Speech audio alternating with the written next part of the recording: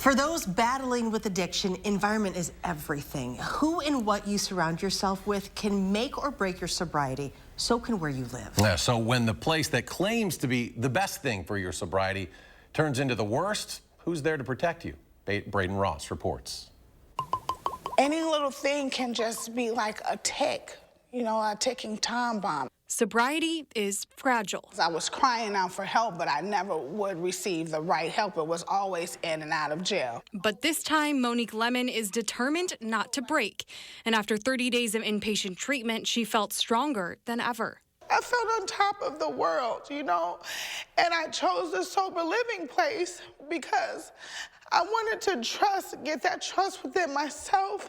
The search for a sober living home isn't easy. Long wait lists mean Monique's options were limited.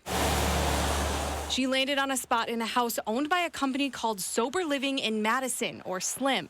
There she met Kenya Haskins, also a recovering alcoholic, hoping to find strength alongside Monique. The main thing, I guess, to me is support and, emotional support and, sympathy. What people look for in sober living is the fellowship, to lean on one another. Instead, here's what they found. The day I walked into that house, to be frankly honest, I wanted to turn back around. Look how nasty this place is. Bug infested, really, really bad, black mold everywhere. It was always a smell in that house. It turns out that smell was sewage seeping into the basement. We inhaling our own feces. So bad, the Madison Fire Department reported the home to the local public health department. It could have actually had me to relapse in my recovery due to all of this trauma that was going on in the home. Not having some regulation could be a disaster for the people that live in that house. Kevin Florick is the CEO of Tellurian, an addiction recovery nonprofit based in Madison that owns and operates 2 sober living homes. He describes a very different environment under his organization. We have staff that stop over at the facility almost daily. We do family meals. We make sure that folks are still maybe in our outpatient or day treatment. We require folks to get employment. It's that support that Florick says makes all the difference, but there's no one telling them they have to offer those services. The state of Wisconsin has virtually no mechanism for regulating sober living homes. There is a registry of state-approved recovery residences, but getting on that list is optional.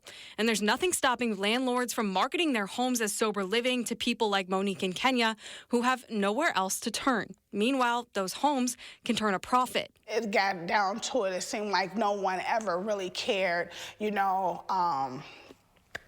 It just seemed like it was just all about the money. Both Monique and Kenya were on Dane County's jail diversion program, which pays SLIM around $900 a month per person they house. Right now, there are 18 people in the jail diversion program still living in SLIM homes. Like I said, this is backup sewage. You're supposed to care about people's sobriety and make sure they're safe and they're clean. The conditions forced Kenya and Monique to move out of the SLIM house. Now they're both facing homelessness and a real challenge to the strength they fought so hard to gain. I was being tested in the beginning of my stages of recovery to see if this is, am I gonna fight for it this time? Is it what I really want? We've reached out to SLIM several times for a response to our reporting as recently as this afternoon. They did respond to one of our questions in an email addressing the sewage incident. They say the situation was resolved the next day and that nothing else was found to be wrong. They did not respond to any further questions. You can read the full investigation online right now at channel3000.com.